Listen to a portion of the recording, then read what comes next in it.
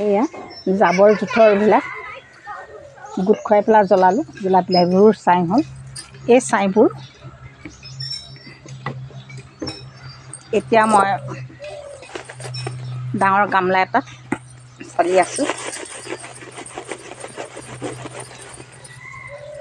যিমানখিনি মাটি তাৰ আধা ছাই, তাৰ আধা গোবৰ, এই তিনিবিধ মিলাই পেলাই এটা সাৰ প্ৰস্তুত কৰিব পাৰি। সেই সাৰটোৰে ফুল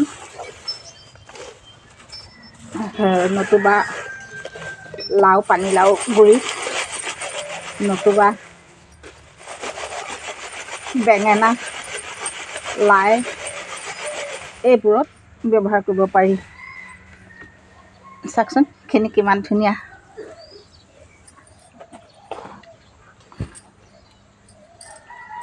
কেঁচু মোটা অলপমান গোটাই থৈছোঁ। মই সাধাৰণ মাটি নিদিওঁ বাৰু, অসাধাৰণ মাটি মানে কেঁচু মতা দিম।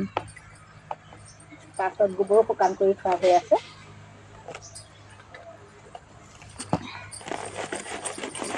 চালি ল'লে ভাল হয়, গোটা গুটলিখিনি নাথাকে, সেইবাবে চালি লৈছোঁ।